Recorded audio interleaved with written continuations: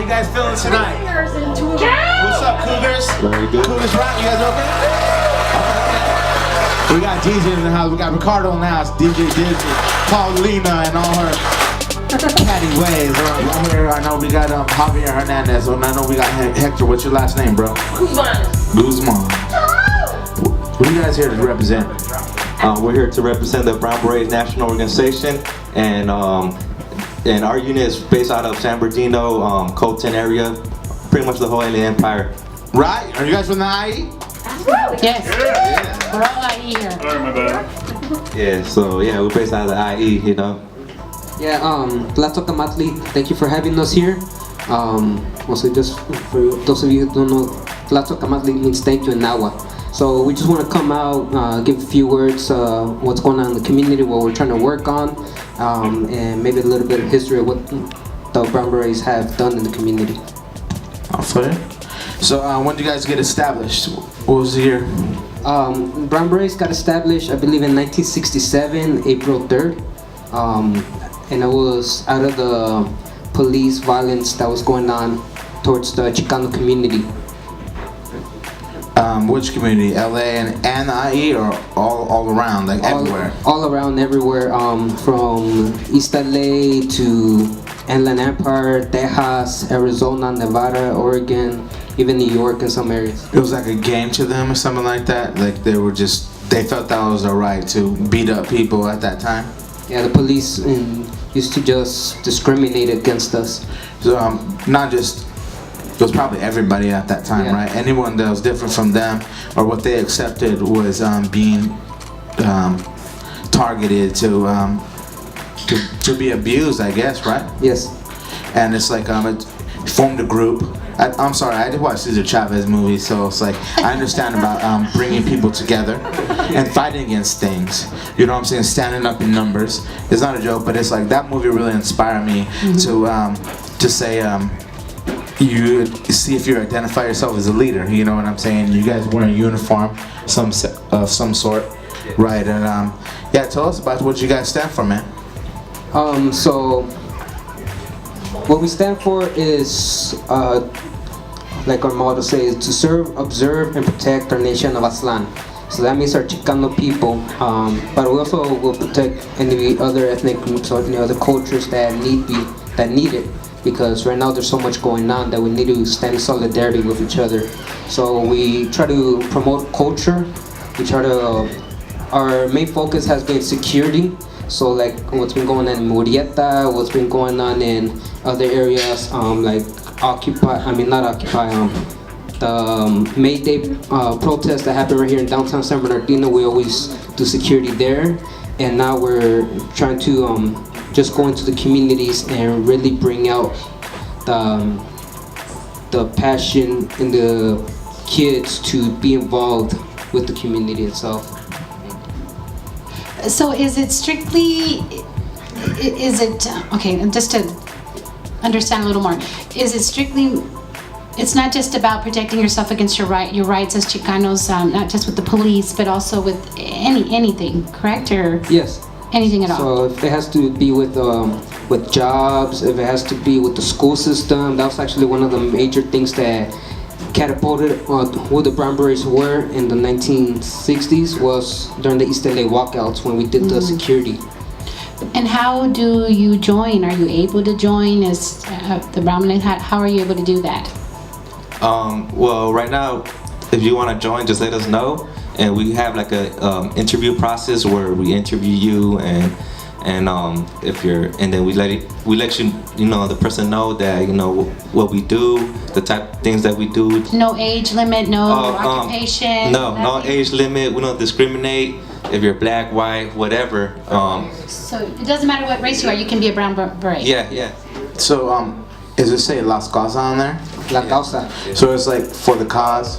For the Causa, yes. For whatever is needed. I feel you. I'm wearing the superhero me shirt where it's talking about kids standing up for themselves to fight against. They don't want alcohol around them. They don't want to go. Maybe they don't want to experience that like y'all did. They want to do something different with their lives. Yeah. What about how many members you guys have right now? That we try not to disclose because since we do a lot of security and a lot of people don't like us, so we prefer not to disclose that, but we get a good amount. But I feel like if they say they don't like you, it's maybe because they're thinking you're uniting for something to go against when you're on your hats it's saying for the cause, so you're going for the good, right? Yeah. But they're getting it twisted and saying like you're uniting for something else, maybe, right? Yeah. A lot of hate groups, white supremacist groups, like to target us. So there's been a history of targeting brown berets from white supremacist organizations, so that's why we try to keep on low profile on certain things. This is the thing about the brown berets, that anyone could join, right? Yeah. Or does you have to be a certain shade? No. Like I said earlier, just an interview process. So if you go through the process and maybe you're not cut out for it, maybe the person changes their minds or something, then we want commitment. We won't commit them, because it is a commitment. Pretty much anything, there is a commitment. So yeah. For what I'm seeing is like you're putting yourself out there to be some legwork, some strength, some motivation to get a certain thing done, and you're making yourself available for the people, and it's very awesome. Just give it up for these guys, man. Yeah. Thank you. It's like, this is the thing is. And thank you for having us here, you know. It's an honor to be here. Thank you very much. This is the day before Halloween, so we're all dressed up. Yeah. But this is I'm being as serious as I can, because this is the thing is like people said, Ralph, why you only focus on Colton? Where I was like, this is where I live, so around me is what I do. So, you know, basically, the people around you is like your family, and our family is gonna be brown first, you know, or whatever we mix with it. But the thing is, it's like it's not like you're only focusing on that you're. But I say why I only do Colton is because that's my backyard. It's like I'm only gonna clean up my front yard and my backyard before I go to try to clean other areas. Yeah. You know what I'm saying? So that's why I understand why you're saying the Chicano and the brown, because first of all, it is our own backyard. It is our race. You know what I'm saying? Before we could go to other cities and stuff, we gotta work what we have in our backyard, like you said. You know, it's like, you know, if you're having family problems and stuff like that, you know, you can't preach to someone else. You gotta do this while you're experiencing something at home. So it's like we gotta work within ourselves first, and then we can move on to the next. Very true. You know? You know, that's very true. Yeah. That's just like you need to love yourself before you can love Someone others. else. You know what I mean? So yeah, that's very important. I like what you said right there. How do you guys become? Yeah, like who was the originator? Who started this again? Well, back in the 1960s, Carlos Montes and David Sanchez started it, and then it got during that time. After a while, actually went underground. Brown berets went underground because a lot of what happened in the 80s. A lot of people don't know about it, and I don't think I got permission to speak about that stuff yet. But so right here in Colton actually used to be a main headquarters for the Brown Berets back in the 60s. I'm not exactly sure who started it here, but it used to be a very powerful unit here, a very powerful chapter, and now we restarted it. I'm one of the founders for this one that recreated the Brown Berets. But we've had our veteranos down in Riverside and other areas close by to guide us through this process. No, I feel you. What we're gonna do is we're gonna go to the DJ Dizzy and DJ Noise in the house, or we're gonna come right back and talk to you real quick about how they could maybe people want to contribute to this, donate or sponsor you guys. Definitely. So we'll be right back, y'all. Monivision Live, DJ Dizzy. Yeah. Stay on that pinnacle, kill you with my liberals, call me verbal criminal, send you to that clinical, subscribe to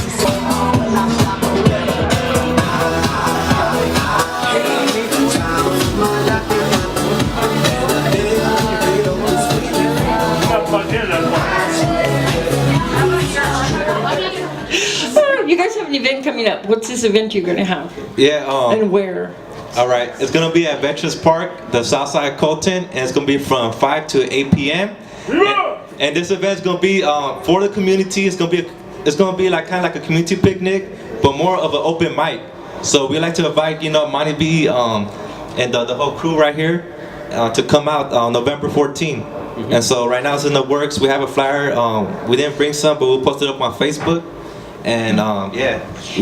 Also, where did you both start at your activism? I know you were a Dream Act child because I worked with some things that you did. Yeah. And when I met both these two boys, I knew that they were going to be future leaders when they were still in high school. I think me and you were registering people to vote. Yeah, in the high schools. Yes, we did. But what started you guys off into the interest of that, being so young? Because it's very rare you see high school students that were as passionate as they are. Yeah. All right. I'll start off. My start came from getting my GED. That's where a lot of doors started opening up. Because when I got my GED, I wrote myself at San Bernardino Valley College, and then I wasn't one of those students that just went to class and left home. I want to be a part of something, and I think that's human nature. We all want to be a part of something, and I think that's why there's gangs, because it brings that family, that family and brotherhood, sisterhood, whatever it is. So when I got involved in a club at Valley, it was Mecha. I got involved with Mecha, and it's like a activism club, and so I really like what I saw there, and it was a lot of unity, and so that got me inspired to get involved. I met Hector that first day I went to Metro Club meeting, and he was wearing his brown beret uniform, and so that's where I got my start, and from there doors started opening up. I got involved in the James Ramos campaign, and then last year I was working with the Proposition 30 campaign, and I got to travel also to Washington D.C. because of my involvement in the community, and so that's why I said my involvement started from getting my GED, and getting educated. For you, Hector, how did you feel when they passed the Dream Act finally? Oh man, that was like a dream come true. He worked very hard on the campaign for that, and I remember getting the phone call from him. He goes, "You said something the matter. You did it." I go, "No, I didn't do it." I go, "You guys did it. You guys made history to change something so big." It was real good. I had just started actually. That year it was real crazy, so I had just gotten kicked out of high school, and then I graduated luckily, and I started college, and then with Mecha, and then I got involved with the Dream Act. That's where I believe I met you, and they had me as one of the main organizers for the Dream Act, bringing people from Valley College. I had never done anything like that before, so to see it pass, it was real good. I realized that things can happen. I realized that change can happen. You can make history. Yeah, when a lot of people put their effort into it all together, a little bit of here, a little bit of there, and it all adds up.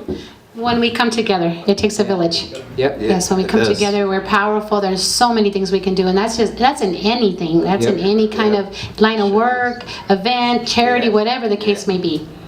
Yeah. How can we get a hold of you? If someone would like to interview, or what's the best way to get a hold of someone? Right now, it will be Facebook. We got if you type in San Bernardino Brown Berets, will pop up, Facebook, and the email as well, San Bernardino Brown Berets. Yeah. And yeah, Mecha, we're around campus as well, and through our phone numbers, we could leave them here if anybody wants to contact us. Yeah, please do. So if someone inboxes, Paulina, Ralphie, or I, or Dizzy, any of us, Ricardo, give us, men or women, right? Yes. Yeah. Yes. So a woman can be a brown beret. And we need women. Women. We got one behind the camera right here. All right. I look good in brown. Yeah. Yeah. But yeah, we need women. Women, come through, please. Oh, okay. Go back to all right, Ralphie, I'm sorry. Slang language. Okay. Thank you so much. Thank you so much. And before we say, we're going to say goodbye a little later, but we're going to go to DJ Dizzy now. And we're going to come back with the Cougars. Yeah.